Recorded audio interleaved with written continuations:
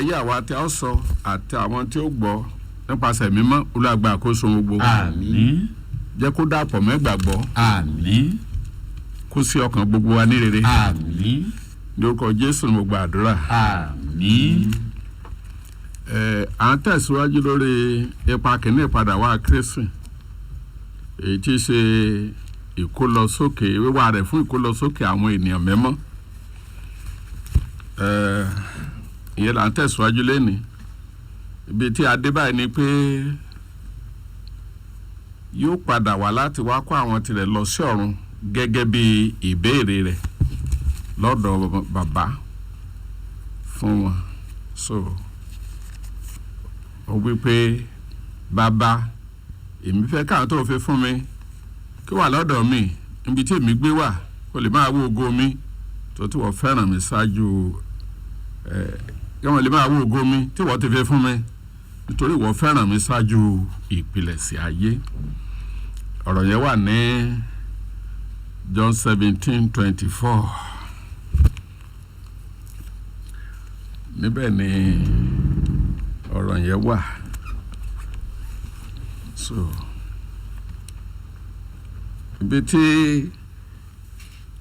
a ti fẹ́ bẹ̀rẹ̀ léni báyìí òun náà ni àwọn ìṣẹ̀lẹ̀ ọjọ́ náà nígbà tí Jésù lọ yóò wà láti kó àwọn tirẹ̀ lọ.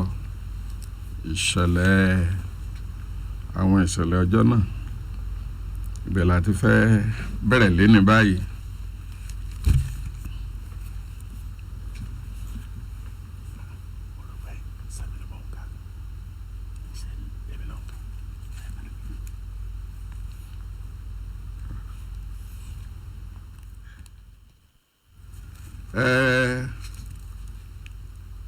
A ó lọ sí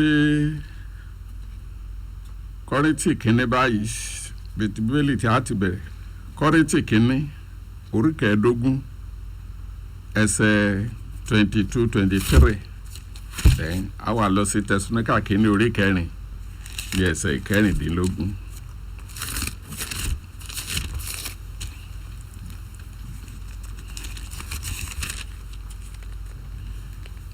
Nítorí bí gbogbo ènìyàn ti kú nínú Ádámù, bẹ́ẹ̀ ni a ó sọ gbogbo ènìyàn di alààyè nínú Kristi, ṣùgbọ́n olúkúlùkù ènìyàn ní ipa tirẹ̀. Kristi àkọ́bí, lẹ́yìn yìí ni àwọn tí í ṣe ti Kristi ní bíbọ̀ rẹ̀.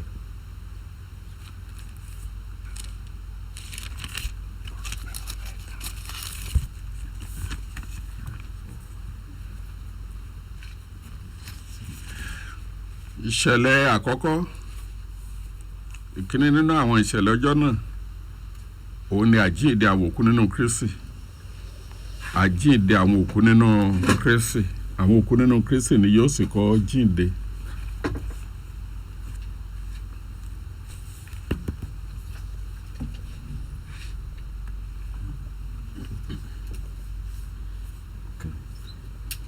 Nítorí Olúwa tìkára yóò sọ̀kalẹ̀ láti ọ̀run wá, tí ó ń tẹ́rọ pẹ̀lú ìpè Ọlọ́run. Àwọn òkú nínú Kristi ni yóò sì kọ́ jíǹde. Àwọn òkú ìyókù kò wà láàyè mọ́ títí ẹgbẹ̀rún ọdún náà yóò fi pé. Èyí ni àjíǹde ìkíní.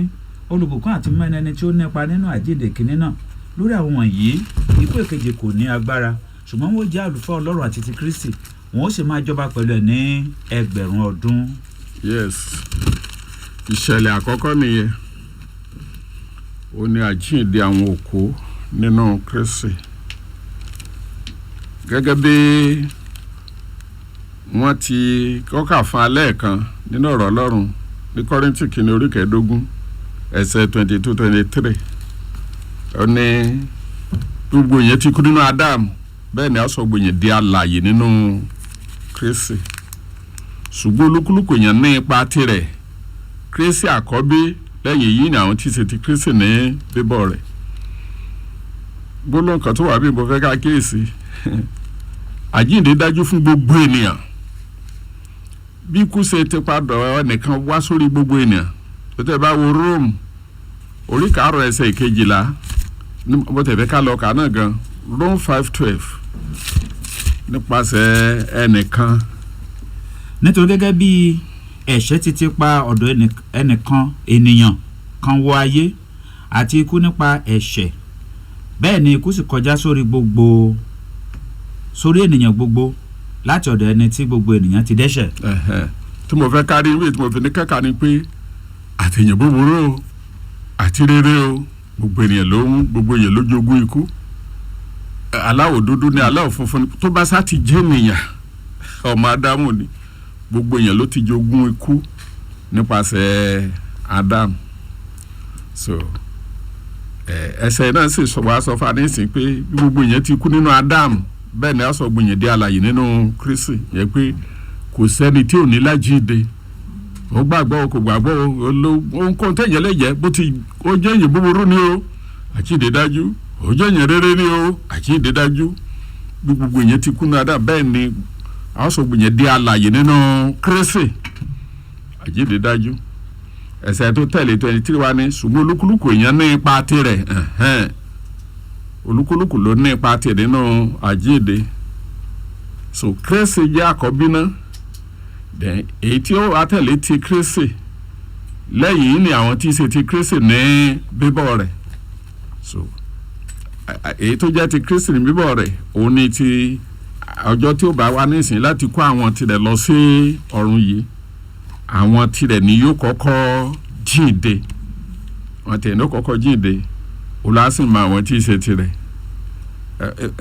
báńkà mo fẹ́ ká kagbó lóhùn yẹn ní Tímótíù kejì orí kejì ẹsẹ̀ 19 rí ìyẹ́pọ̀ lónìí láyé ẹ̀sìn pọ̀ gbogbo rẹ̀ pọ̀ ṣọ́ọ̀ṣì pọ̀ gbogbo bẹ̀tì bí ó sọ fún wa pé Olúwa mọ̀ àwọn tí í ṣe tirẹ̀. ṣùgbọ́n ìpìlẹ̀ Ọlọ́run tí ó dájú dúró ṣinṣin ó ní èdìdí yìí wípé Olúwa mọ̀ àwọn tí í ṣe tirẹ̀ àti pẹ̀lú kí olúkúlùkù ènìyàn ẹni tí ń pe orúkọ Olúwa kí ó kúrò nínú àìṣòdodo. so tí mo fi ní káàkiri ni pé ẹsẹ̀ tí a kọ́ ka ní olúkúlùkù èèyàn ní ipa tirẹ̀ Kristi àkọ́bí lẹ́yìn yìí ni àwọn tí í ṣe ti Kristi ní bíbọ̀ rẹ̀.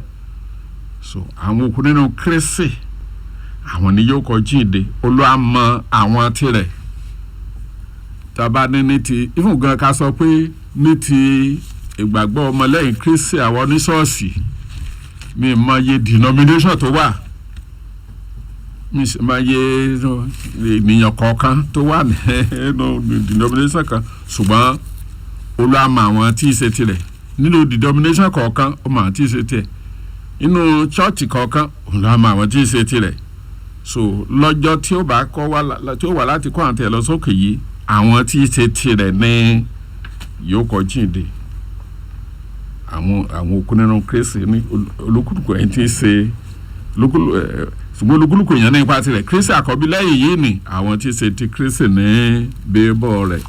wàá jẹ́ ká lọ gbọ́ bí àkókò ṣe kọ́ gan náà sínú ọ̀rọ̀ Ọlọ́run ní Tẹsalóníkà ìkíní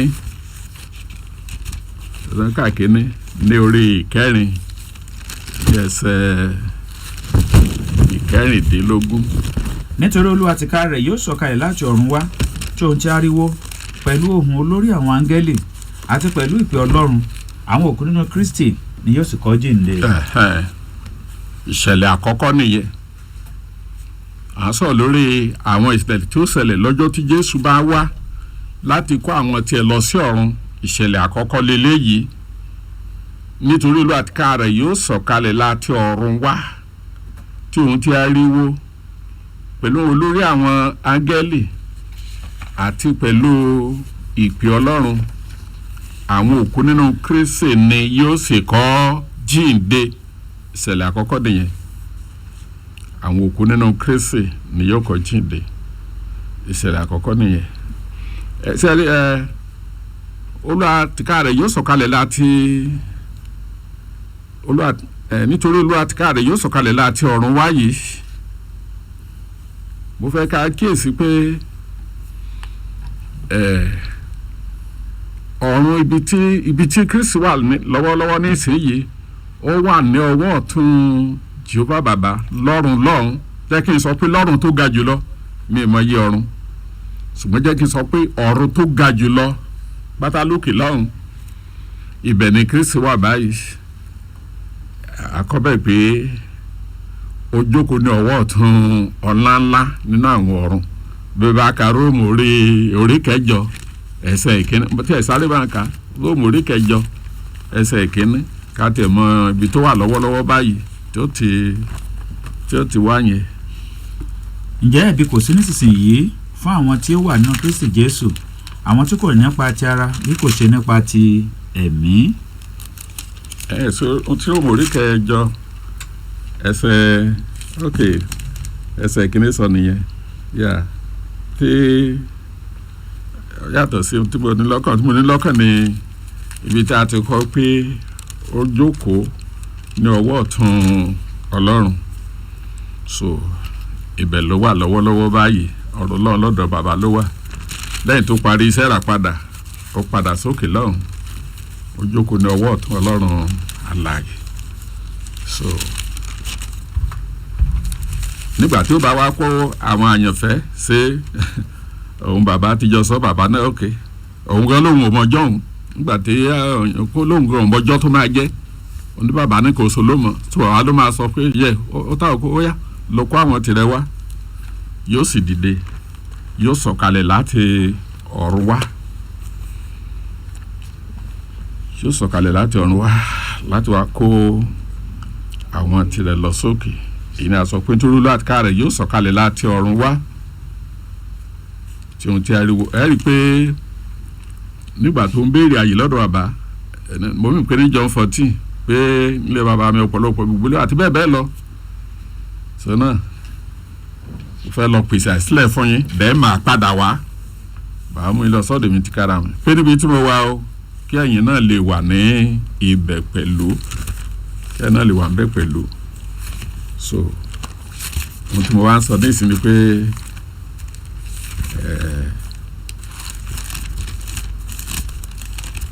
ohun tí mo ń sọ ní ìsìn ni pé lọ́ba àka gbólóhùn tí mo wí lẹ́ẹ̀kan yẹn ná ní Hébérù orí kẹjọ ẹsẹ̀ ìkíní Róòmù orí kẹjọ. ǹjẹ́ pàtàkì nínú ohun tí a ń sọ léyìí àwa nírú olórí àlùfáà bẹ́ẹ̀ tí ó jókòó lé ọwọ́ ọ̀tún ìtẹ́ ọlá ńlá nínú àwọn ọ̀rọ̀. so ọwọ́ ọ̀tún ọlá ńlá rí ìtẹ́ lọ́wọ́ ọ̀tún bàbá ló wà ní ìsinyìí ìgbà tí Pétérù tẹ̀ máa sọ olóhùn bẹ̀bẹ̀ fún wa wà ní ọwọ́ ọ̀tún Ọlọ́run so láti bẹ̀ ni ó ti dìde mo ní mi ò mọ iye ọ̀run tó wà yóò sọ̀kalẹ̀ láti ọ̀run sí ọ̀run láti ọ̀run sí ọ̀run láti ọ̀run sí ọ̀run Paradísè tó ti fẹ́ kó ibi tó ọ̀run kẹta ni ibi tó ti fẹ́ kó àwọn èèyàn lọ yìí ọ̀run kẹta ni Paradísè ibẹ̀ ni àwọn òkú mímọ́ ń sùn nísìnyìí gbogbo àwọn èèyàn wọn wà ní ọ̀run kẹta Paradísè bẹ̀lẹ̀ Olúwa pèsè sílẹ̀ fún wọn tó ń kọjá sí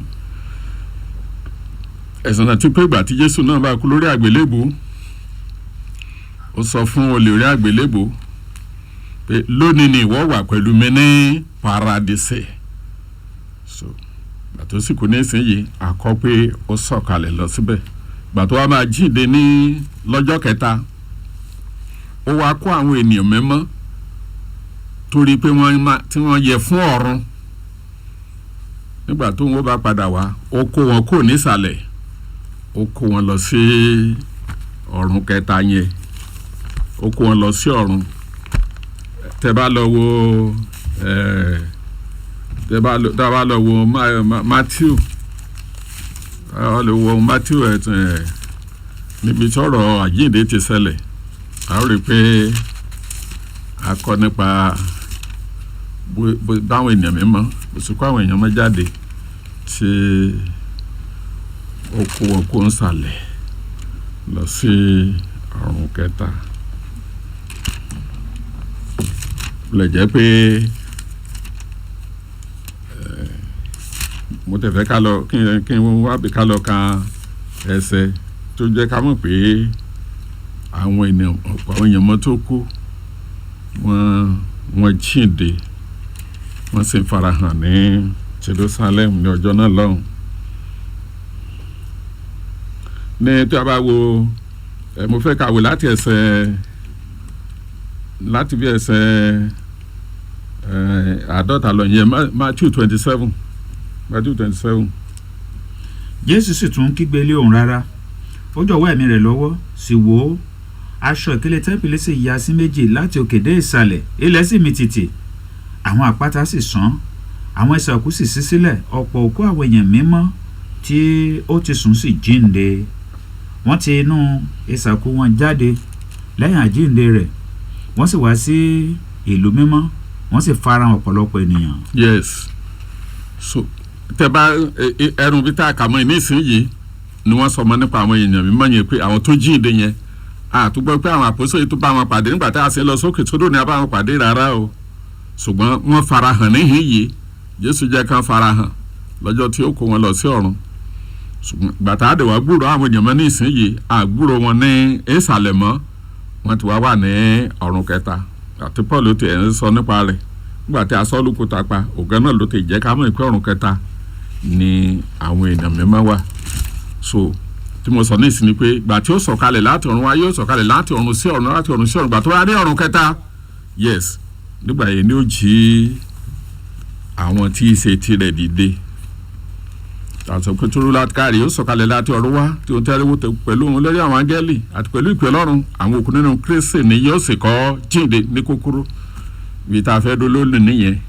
Ìṣẹ̀lẹ̀ àkọ́kọ́ ìkíní nínú àwọn ìṣẹ̀lẹ̀ mẹ́ta tí ó ṣẹlẹ̀ lọ́jọ́ tí Jésù bá wá láti kó àwọn tiẹ̀ lọ. Ìkíní ni pé àwọn òkú nínú Kristi ni yóò kọ́ jíǹde. Ó gbàgbọ́ pé ìyanu yóò ṣẹlẹ̀ lọ́jọ́ náà lọ́hùn. Mo gbàgbọ́ pé olúwayé òòrùn àti òṣùpá yóò dúró jẹ́ ná. Bóyá ó kéré tán báyá fún bí ọ̀sẹ̀ kan òru kan ohun gbogbo agbé jẹ́ òòrùn àti òṣùpá. Táwọn èèyàn wà ní ìyanu pé kí ló ń ṣẹlẹ̀, ó yẹ kílẹ̀ tí wọ́n, ó yẹ bí ó yẹ kóró ti, ó yẹ kí sọ káàkiri gbogbo àgbáyé. Bẹ́ẹ̀ a kọ pé ìpè yóò dùn, ìpè tí ó dùn yẹn kò síbi tí mo ti ní gbọ́ ní gbogbo àgbáyé, kò síbi tí mo ti ní gbọ́ ní gbogbo àgbáyé pẹ̀lú ìpè Ọlọ́run kò síbi tí mo ti ní gbọ́. Kí ló fẹ́ ṣẹlẹ̀, kí ló fẹ́ kí lárí gbogbo. Ohun àkọ́kọ́ tí ó ṣẹlẹ̀ òun náà ni àjíǹde àwọn òkú nínú Kristi yẹn ní ọ̀run kẹta. Àwọn tó wà láyé lórí ilẹ̀ ayé ń bí wọn ní rí ìṣẹ̀lẹ̀ yẹn, wọn torí ọ̀run kẹta ni ìṣẹ̀lẹ̀ yẹn ó ti ṣẹlẹ̀. Ṣùgbọ́n ìgbé yẹn o, gbogbo àwọn tó wà lórí ilẹ̀ ayé ni wọ́n gbọ́. Gbàtó bá dọ̀sẹ̀ tó ń bọ̀ á kà nípa ìṣẹ̀lẹ̀ kejì. Mo gbàgbọ́ pé gẹ́gẹ́ bí ohun tí mo sọ yẹn pé ó dá ọ̀run àti òṣùpá dúró jẹ́, ó dá wọn dúró yẹn. Ìgbà tí èyí tí ó ṣẹlẹ̀ nítorí yóò hàn lórí ilẹ̀ ayé níbi yóò ṣẹlẹ̀ náà, àkókò yẹn kan náà ni ó sì ṣẹlẹ̀. Ìmọ́lẹ̀ á wà níbi gbogbo lágbàáyé, sẹ̀ pé tílẹ̀ bá mú sún bí kan ní ìsinyìí, ìmọ́lẹ̀ ń bì kan, òru ń bì kan, ṣùgbọ́n lákòókò náà o yóò jẹ́ ìmọ́lẹ̀, kò ní jẹ́ ìmọ́lẹ̀ òrùn tàbí ti òṣùpá. Kí ìmọ́lẹ̀ kò wà, òrùn dúró jẹ́, òṣùpá dúró jẹ́, yes. Ìyanu ṣẹlẹ̀ lọ́jọ́ tí ó bá kó àwọn tiẹ̀ lọ, gbogbo àwọn òkú nínú Kristi àwọn ni ó sì kọ́ jíǹde. So ìṣẹ̀lẹ̀ àkọ́kọ́ nìyẹn. Bá ń fi kí n parí ìṣẹ̀lẹ̀ àkọ́kọ́ yẹn ni tí ó jíǹde, jẹ́ ká lọ dánu dúró ní Revelation 25:6.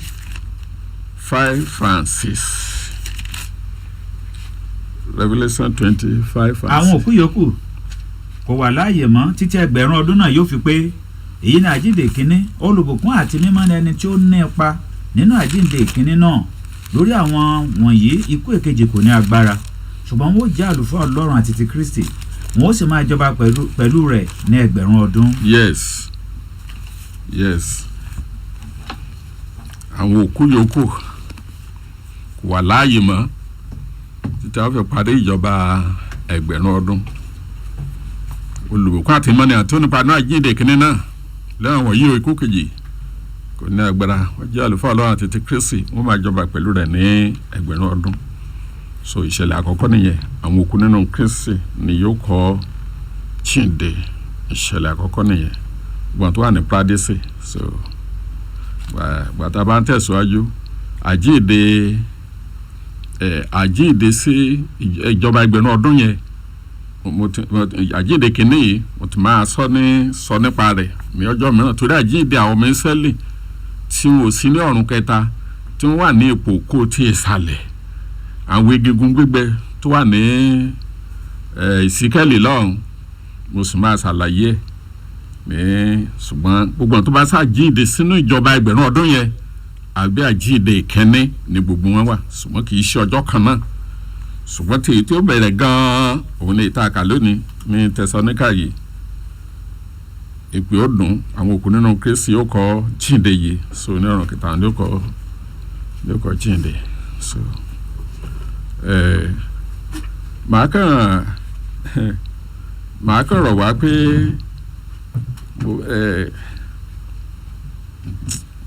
mo lọ́kàn àti sọ ni pé àwọn tó rí ikú bí ìṣẹ̀lẹ̀ ayọ̀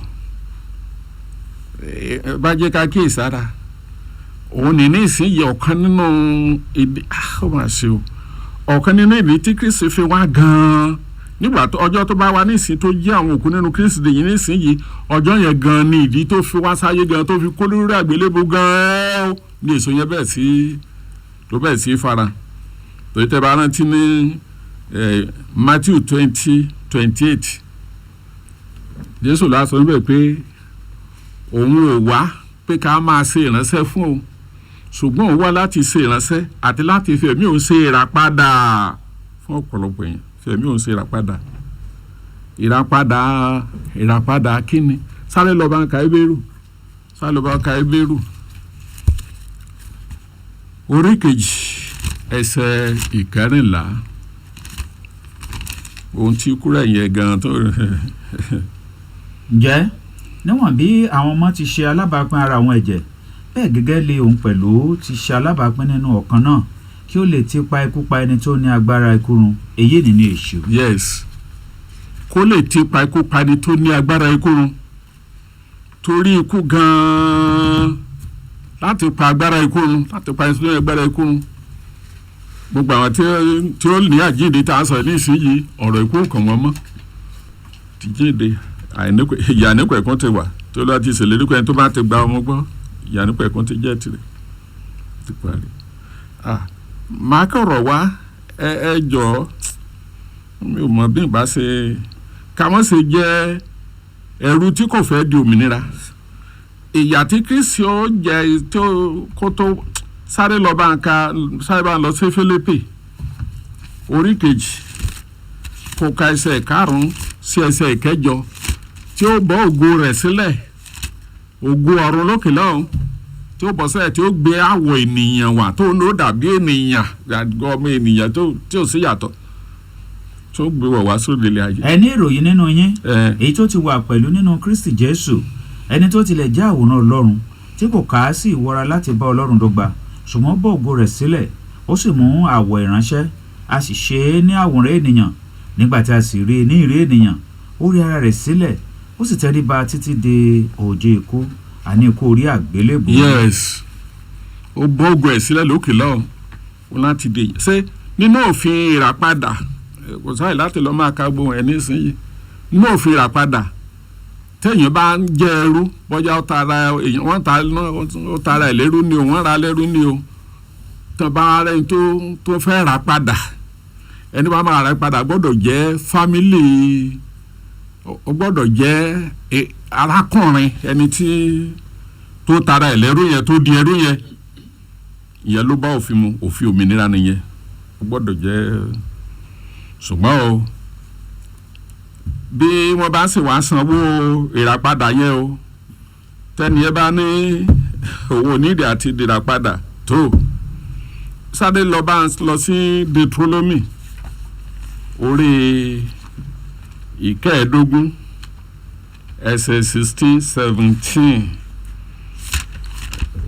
ẹrú tí ò bá fẹ́ dòmìnira kì í ṣe dandan o wọ́n á fi sílẹ̀ kó kú sí pẹ̀lú rẹ̀ kó máa bẹ̀rù rẹ̀ lọ títí yóò fi kópa ìrìn àjò rẹ̀ sí ipò ẹrú. kí ìwọ kí ó sì rántí pé ìwà ti máa ṣe ẹrú nílẹ̀ Íjíbítì àti pé Olúwa Ọlọ́run rẹ sì ti gbà ọ́ sílẹ̀ nítorí náà ni mo ṣe fi àṣẹ nǹkan yìí lélẹ̀ fún ọ lé òní yóò sì ṣe bí ó bá wí fún ọ pé èmi kì yóò jáde lọ kúrò lọ́dọ̀ rẹ nítorí tí ó fẹ́ ọ àti ilé rẹ nítorí tí ó dára fún ilé ọ̀dọ̀ rẹ nígbà náà ni kí ìwọ kí ó mú òòlù kan kí ìwọ kí ó sì fi lù ú lé etí mọ́ ara ilẹ̀kùn kí òun kí ó máa ṣe ọmọ ọ̀dọ̀ rẹ láéláé àti àwọn ọmọ ọ̀dọ̀ rẹ obìnrin ní kí ìwọ kí ó ṣe bẹ́ẹ̀ sí gẹ́gẹ́. kò kú ẹni tó bá sọ pé ipò tó ń wà yìí ó ti tẹ́ òun lọ́rùn kan fi sílẹ̀ kó wà ní ipò ẹrú láéláé. ó tún mọ̀ kàn fẹ́ pàkíyèsí wa síbí ni pé gbogbo bẹ́sù ṣe sọ iṣẹ́ rẹ̀ di ayọ̀ tó ga jùlọ yìí ìyẹn ní ìṣẹ̀lẹ̀ ikú yìí tó di ayọ̀ tó ga jùlọ yìí ní ìsinyìí tó jẹ́ pé kò sáyọ̀ tó ga tó mọ́ kò sáyọ̀ tó ga tó báwo ni ìbànújẹ́ Kristi ó ti máa pọ̀ tó lókè ohun tó torí bẹ́ẹ̀ bọ́ọ̀gù rẹ̀ sílẹ̀ tó wá gẹ́gẹ́ bí ènìyàn lẹ́ran ara bíi tiwa yìí ebi pàun náà gbẹ́ngbẹ́ gbogbo ẹ̀ tó kò sí yàtọ̀ títí ó fi dada ẹ̀ sílẹ̀ tó fi yọ̀ǹda ara ẹ̀ láti kàn má gbélébù tá a sì kàn má gbélébù kan lọ́wọ́ kan lẹ́sẹ̀ tá a gun lọ́kọ̀ lẹ́gbẹ̀ẹ́ tẹ́jẹ́ sàn sílẹ̀ tó ṣàjẹ́ gbogbo ìyà yẹ nítorí ìràpadà yẹn kó lọ́wọ́ ikú kó lè ti pa ikú pa ẹni tó ní agbára ikú èyí nìyí èso ṣùgbọ́n tó wá jẹ́ pé àṣeyọrí iṣẹ́ ìsìn yẹn ní ìsinyìí ló wá jẹ́ olórí ayọ̀ jùlọ ní apá ilẹ̀ àwa Yorùbá sẹ́ẹ̀kàn yìí táwọn onígbàgbọ́ Bíbélì ló yà mí lẹ́nu tó wá jẹ́ olórí ayọ̀ tó ga jùlọ nínú ìjọ Ọlọ́run pẹ̀lú Bíbélì lọ́wọ́ wa tí mo sọ ní ìsinmi pé gbogbo ayọ̀ yẹn ní ìsinyìí àwọn tó bá yọ̀ yẹn tó bá rí bí ìṣẹ̀lẹ̀ ayọ̀ wọ́n ti gẹ́gẹ́ bí ibi tá a kà ní ìdètò olóyìn pé ẹni tó bá sọ pé orí tó sọ pé òun ò ní problem ó ti dá a báyọ̀ o a jẹ́ pé ẹrú tí ò fẹ́ dòmìnira ni ẹrú tí ò fẹ́ dòmìnira bí ẹni kan fi sílẹ̀ kẹjẹ kó wà ní ipò ẹrú yẹn títí láì kásáàmì sí lára kókó sí ipò ẹrú so gbà tó bá sì di ọjọ́ ìdájọ́ tó bóyá tí Jésù bá sì wá sọ pé ẹ̀yin tẹ́ ẹ ti jẹ́ ti ikú ẹ máa bá ikú lọ sí ààyè rẹ̀ ẹ ti sọ pé tí ẹ nìyẹn ẹ ti láyọ̀ nínú rẹ̀ pé ẹ wà ọ̀rọ̀ ẹ lọ́rùn pẹ̀lú rẹ̀ kí n dúró níbí iná kí n lè fààyè sílẹ̀ so ẹni tí kò fẹ́ di òmìnira á sì léwu o ẹni tí kò fẹ́ di òmìnira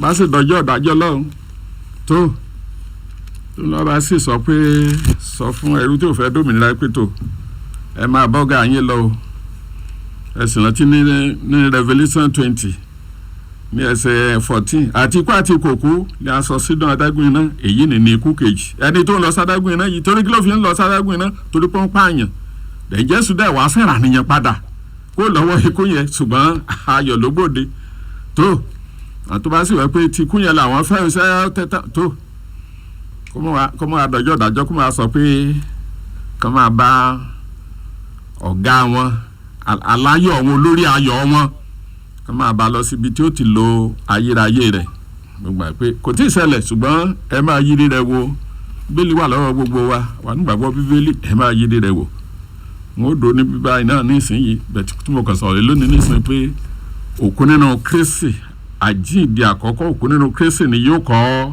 jíǹde àwọn òkú yòókù yẹn o àwọn náà máa jíǹde ṣùgbọ́n ó di ẹ̀yìn ẹgbẹ̀rún ọdún ìjọba Kristi tẹ́ bá wo ìwé ìfi orí ogun tí mo sí lọ́wọ́ yẹn bí ẹ bá lọ kà láti bí ẹsẹ̀ 12 ìkẹtàlá ẹ rí níbẹ̀ mo sì rí àwọn òkú àti ìwé àti àgbà wọn dúró níwájú ìtẹ́ sí àwọn ìwé sílẹ̀ sí àwọn ìwé mìíràn kan sílẹ̀ tí í ṣèwé yìí so fún àwọn òkú ṣèdájọ́ wọn olúkúlùkù gẹ́gẹ́ bí iṣẹ́ wọn kò sí ìjọ òkú tó wà nù rẹ̀ lọ́wọ́ tí kò àti òkú sí ìjọ òkú tó wà nù wọn lọ́wọ́ ṣèdájọ́ wọn olúkúlùkù gẹ́gẹ́ bí iṣẹ́ wọn àti máa padà débẹ̀ wọ̀nyẹn lọ́jọ́ mìíràn lọ́jọ́ iwájú ṣùgbọ́n ibi tí a sì dé lónìí ni pé òkú nínú Kristi ni ó kọ́ jíǹde àwọn òkú yòókù kò wà láàyè mọ́ títí àwọn ìparí ìjọba ẹgbẹ̀rún ọdún bí a ti kà ní Revelation 26 lẹ́yìn ẹgbẹ̀rún ọdún a ó jí wọn dìde sí ìdájọ́ onídàájọ́ ó sì máa ṣèdájọ́ wọn gẹ́gẹ́ bí ó bá ti yẹ òun lọ onídàájọ́ ó lọ́ àmọ́ gbàdúrà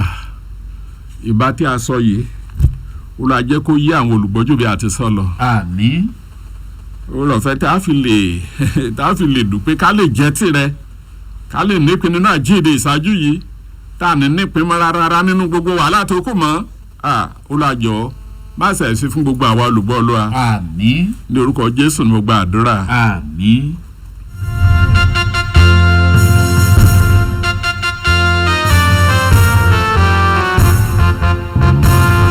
Olúwa yóò sì pẹ́ tó.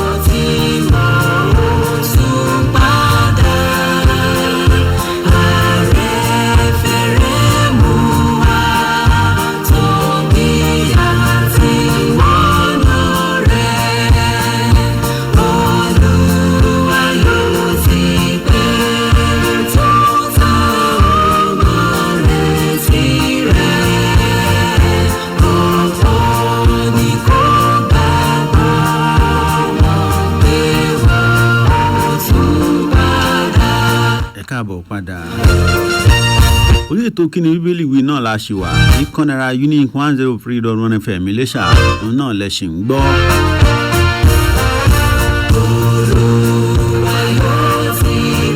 Ẹ ti láǹfààní láti pè wọlé béèrè àwọn ìbéèrè tẹ́ bá ní báyìí.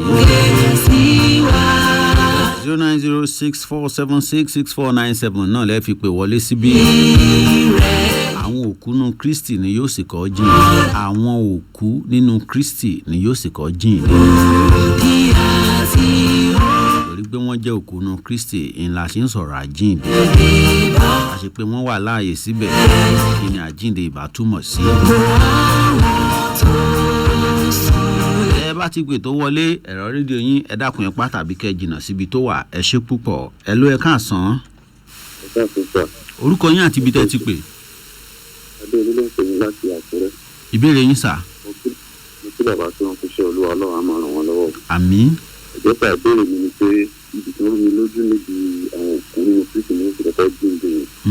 Ìbéèrè bẹ̀ ni wípé ẹjọ́ ṣé ó túmọ̀ sí wípé Párádísè ọ̀run kẹta yẹn ní àwọn òkú nínú Kristi yẹn ti máa lọ ni àbí wọ́n padà sí ilẹ̀ tí wà ń bí wọ́n sì wá padà jí ni bẹ́ẹ̀ni ìjí ni. Wọ́n á rí Párádísè tó wà tí Jésù tí wọ́n sì ni wọ́n ti tún jí máa lọ sọ́run àbí wọ́n padà jí nínú ilẹ̀ tí wà ń bí bẹ́ẹ̀ni ìjí ni inú ọ̀rọ̀ yẹn dáadáa. Ẹ ṣé púpọ̀ sà. Mo rò pé bàbá gbọ́ ìbéèrè wọn yẹn dáadáa pé àwọn tí a sọ wípé wọ́n wà ní ọ̀run kẹta pé ṣé láti ibẹ̀ yẹn ni wọ́n ó ti lọ ni àbí wàá kọ́kọ́ kó wọn padà wá sórí ilẹ̀ pẹ̀lú àwọn tí ó wà lórí ilẹ̀ ń bí àwọn tó wà láàyè. Ibi tó lọ pèsè àyè sílẹ̀ dè wọ́n kì í sọ̀rùn kẹta lé ó pèsè ló sọ fún ẹ pé èmi ò lọ pèsè àyè sílẹ̀ fún yín ọ̀dọ̀ bàbá ló pè. Ìbéèrè wọn ni wípé bàbá tó fi fún mi fẹ́ kán wà lọ́dọ̀ mi níbi tí wọ́n wà àti bẹ́ẹ̀ bẹ́ẹ̀ lọ àti kà náà ní John 17:24 so ọ̀run kẹta yẹn ni wọ́n jíǹde sí so then àwọn tó wà nísàlẹ̀ ìyẹn la sọ̀rọ̀ lé lọ́sẹ̀ tó kọjá àtọ́ wà nísàlẹ̀ tí wọ́n yẹ fún ọ̀run à á pa wọn lára dà wọ́n ó gòkè lọ à á jọyìn àwọn tí apálára dà àsọ́rí àwọn tá a jíǹde òkú nínú Kristi yẹn dẹ̀ láti bẹ̀ Kristi wà kó wọn lọ sí ọ̀run gan-an níbi tó lọ pèsè àyè sílẹ̀ so Párádísè yẹn ní gbogbo kó ẹ̀ mo ti fẹ́ ká kíyèsí o ṣé ẹ kàn rí àwa kìrìsìtẹ́nì a kàn máa bà Kristi nínú jẹ́ ewu ìgbà ìkẹyìn ló dẹ̀ dé mo ti sọ abimi sínú ìjọ ni kí ni yóò bá jọ bẹ̀rẹ̀ tí mo dé lọ́kàn nísìnyí pé tó kú bá kú tí a bá fẹ́ lẹ ìwé ìpè mọ́ta tẹ́lẹ̀ obituary tàbí ìkéde òkú náà lẹ̀ mọ́gìrì ṣùgbọ́n nísìnyí ìyẹn kò sí yẹn mọ́ glorious calling call to glory call to eternity gbogbo ohun tí bọ́ọ̀ nínú Kristi máa bàjẹ́ tó ohun tí ò tí ì ṣẹlẹ̀ wọ́n sùn ní Bíbélì ni wọ́n sùn sí Párádísè ẹni tó alẹ́ sùn náà là ń jí dìde nígbà tó sọ pé òkúnu Kristi ó kọ jíǹde ó fi hàn pé ojú oorun ni wọ́n wà bẹ́ẹ̀ wọ́n sùn láti Old Testament láti gbọ́ wọ́n sùn títí dé títún ṣùgbọ́n lọ́jọ́ nísìnyí a ó jí wọn dìde ṣùgbọ́n ní kókóró ọ̀run kẹta yẹn Párádísè kẹta yẹn ni n ó jíǹde sí kì í ṣe ilẹ̀ ayé orílẹ̀ ayé kì í ṣe orílẹ̀ ayé ń bí ọ̀run kẹta yẹn ni látọ̀run kẹta yẹn ìgbà ni Kristi ó ti wá kó wọn lọ sí ọ̀run bí tó ti lọ pèsè àyè sílẹ̀ dè wọ́n. kì í ṣe wípé àwọn yẹn a ó jí wọn dìde wọn ó padà wá sórí ilẹ̀ ayé wọn ìbéèrè wọn nìyẹn pé ṣé wọn ó padà wá sórí ilẹ̀ ayé ńgbà tá a bá jí wọn lókè tán ni. wọn ò ní padà wá sórí ilẹ̀ ayé. so àwọn tó wà lórí ilẹ̀ ayé la á kó lọ sókè lọ bá àwọn tó wà lókè. àtọ́ àlàyé lórí ilẹ̀ ayé la ó kó lọ sókè pẹ̀lú wọn láti bẹ̀ àwa kó wọn lọ sí ọ̀run ṣé ìgbà tí Jésù bá wá bọ̀ fún ìjọba rẹ̀ gan-an lórí ilẹ̀ ayé ni ó wá kó gbogbo ènìyàn tó kó lọ sọ́run pátá yóò kàn sọ̀kalẹ̀ wá òun náà ó sọ̀kalẹ̀ wá sórí ilẹ̀ ayé ìgbà náà àti wá fẹ́ gbé ìjọba ẹgbẹ̀rún ọdún kalẹ̀.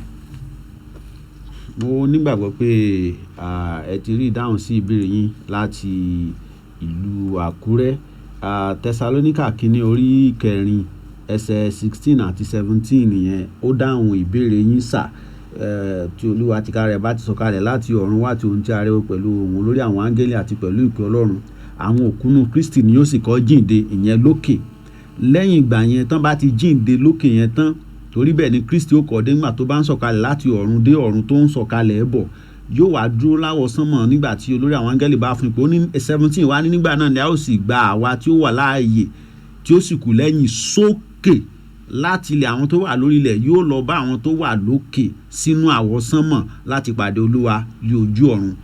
Ìdáhùn sí ìbéèrè yẹn ó wà ní orí ẹsẹ̀ yẹn. ẹ ṣé púpọ̀. 09064766497 náà ní nọ́mbà tí ẹ sì fi ń pè wọlé síbí. ẹ ló ẹ káàkiri ẹ dákun ẹ bá mi pa rédíò yín yẹn tàbí kẹ́ jìnnà síbi tó wà pátápátá kábàlẹ̀ láǹfààní láti gbọ́ra wáyé dáadáa. ẹ ló ẹ káàsán. Hello. ẹ káàsán sà. ẹ káàsán. orúkọ yín. orúkọ mi Sunday Ògúndé mi bàbá take time látàgbà. ìbéèrè yín sà. ìbéèrè tí mo fẹ́ béèrè lọ́dọ̀ bàbá. bí n ta rí nínú bíbélì wọ́n ní òfin obìnrin láàyè láti ṣáájú ẹ̀sìn. tó àwọn obìnrin ló sì pẹ̀jù sí ẹni dájọ́ ìsílẹ̀ káàkiri ní ìṣe káàkiri gbogbo ayé. ok. ni mo fẹ́ kí bàbá ó là lọ́yẹ̀ lérí ẹ̀. ó dà ẹ ṣé púpọ̀. wọ́n ní nínú bíbélì pé wọn ò fún obìnrin ní àǹfààní láti jẹ́ aṣáájú tàbí adarí. àwọn wá ní lónìí pé ó dàbẹ̀ ni pé obìnrin ló pọ̀ jù tán dá ìjọ sílẹ̀ káàkiri. kí ni tí bíbélì sọ nípa rẹ̀. ok ṣé ẹ rí yẹn mo lè sọ pé mi ò ní lè sọ nǹkan kan nípa rẹ̀ bẹ́ẹ̀ ni tàbí bẹ́ẹ̀ kọ́ lóòótọ́ ni ẹni tó béèrè béèrè o òótọ́ tí bíbélì sọ nìyẹn ṣùgbọ́n bí nǹkan ṣe wá dé báyìí ìdájọ́ rẹ̀ ni mo ní mi ò lè ṣe yẹn torí bí nǹkan ṣe rí báyìí tó mi ò lè sọ pé àwọn tó ń ṣe bẹ́ẹ̀ pé kí n sọ nǹkan kan bóyá kí n dẹ́bi fún wọn tàbí kí n ṣe bákẹ́ so mo wà ní túrà lórí ẹ̀ ní kúkúrú wà ní túrà lórí ẹ̀ olúwa ló mọ olúwa tó ń fún wọn níṣẹ́ tó ń fún wọn ní olúkúlùkù ló mọ̀ bó ń ṣe gba ìpè àbí bó ṣe dá ṣe tó ní kúkúrú kí n mọ̀ kàn máa ṣàlàyé lọ púpọ̀ lórí ẹ̀ mo wà ní túrà lórí ẹ̀ mo wà lómìnira mi ò lòdì sí mi ò gbèrò mi ò bí ṣubú òmìnira ni mo wà lórí ìbéèrè.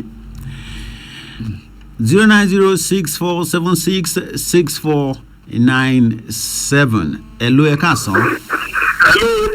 ẹ káàsán. ẹ káàsán o. orúkọ yín àti ibi tẹ́ ti pè. lákàrí yóò ní fún. àmín. àwọn tá a bá fẹ́ mọ̀ pé ká sọ pọ́ìntì yẹn ká sọ ká fi àyè náà ká gbàgbé nípa kíkí àti mọ̀ pé bàbá ń ṣiṣẹ́ gan olúwa ó sì ràn wọ́n lọ́wọ́. àmín ẹ ṣé. ìbéèrè tí mo fẹ́. orúkọ yín àti ibi tí ẹ ti pè. orúkọ yín àti ibi tí ẹ ti pè. òní wálé láti Òwẹ́nà Ìjẹ̀ṣà Ọ̀ṣun state. ẹ ṣé púpọ̀. ìbéèrè tí mo fẹ́ béèrè ni nípa ọjọ́ ìbí Jésù tá a fẹ́ ṣe ní 25 nìyẹn tó wà nínú báíbù tó pọn dandan ká mọ̀ ṣe Christmas. ó dà ẹ ṣé púpọ̀. ṣé báíbù mú dandan fún wa. ok ẹ jẹ́ kí bàbá fi ìbéèrè àmì kan fi dáhùn sí ìbéèrè yín. lóòótọ́ kò pọn dandan pé bóyá a kọ́ pé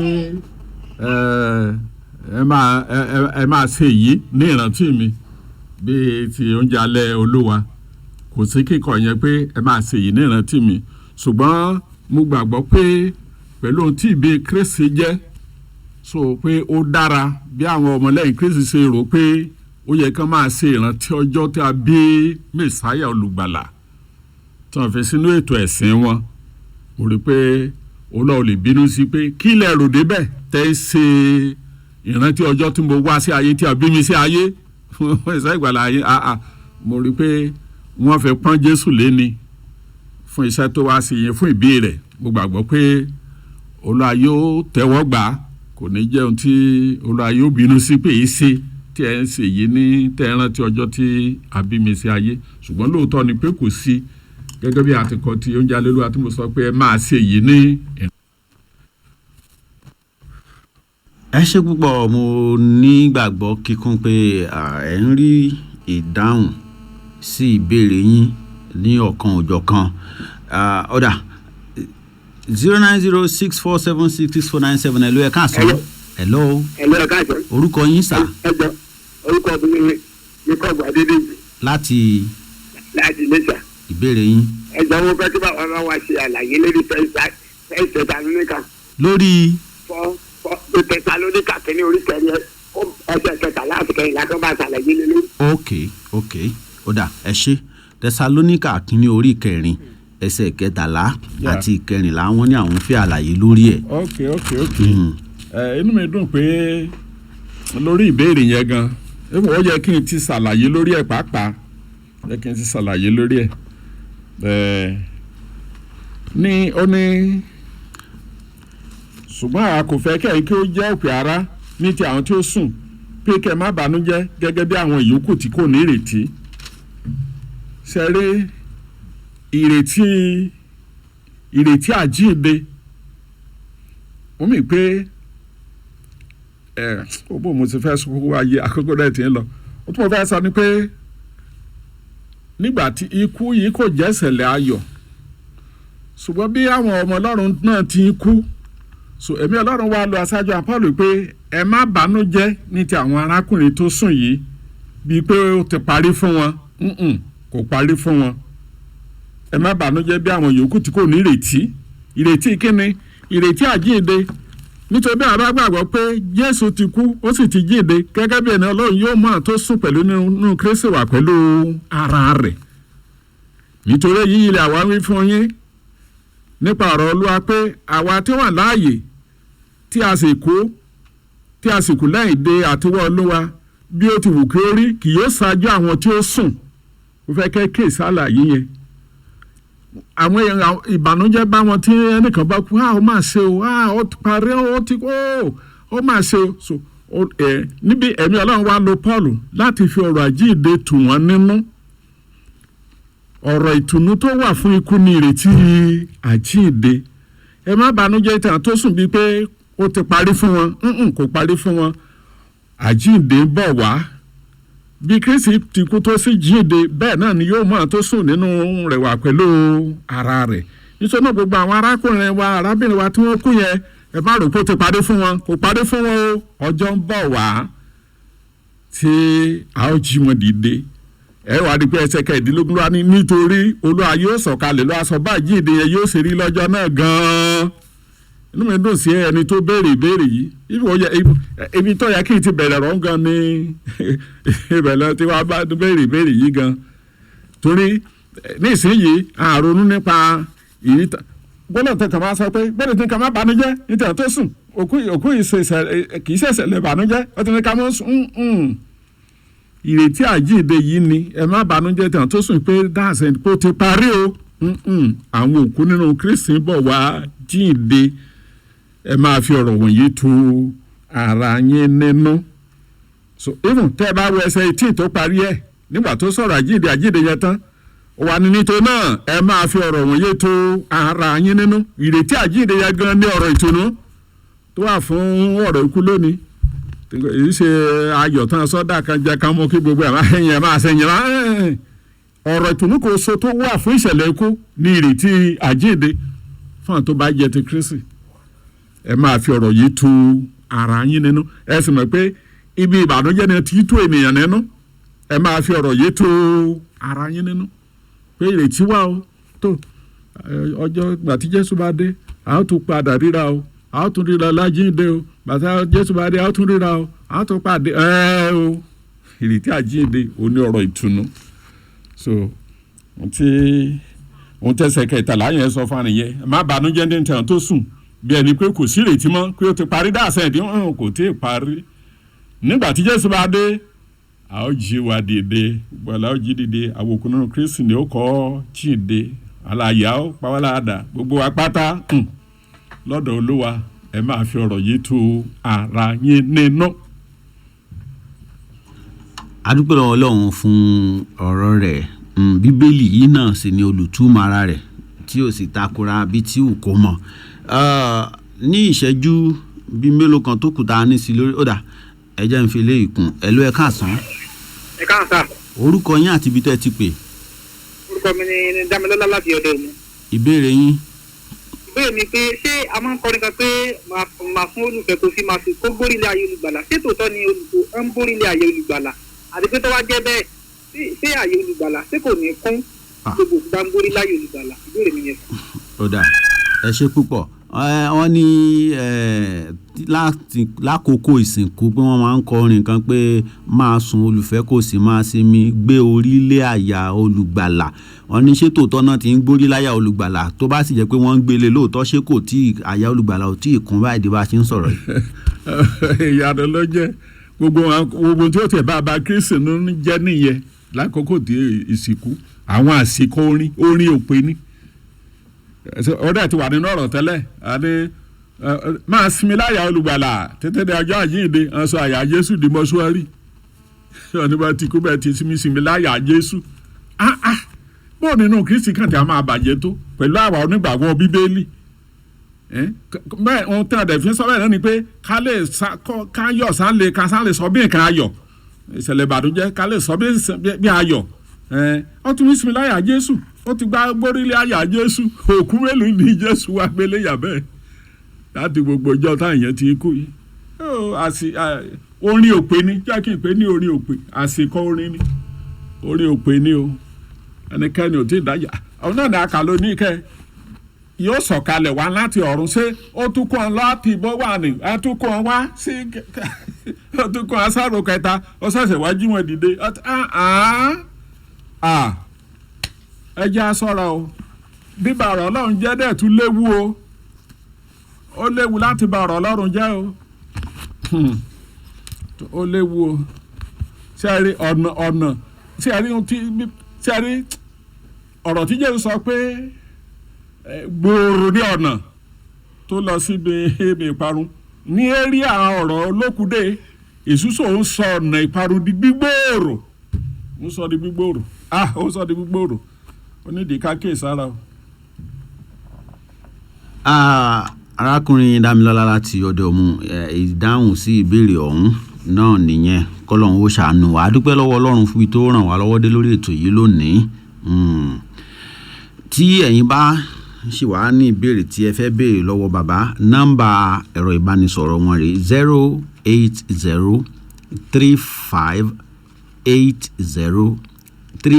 08035803855 lẹ́ẹ̀kan sí i.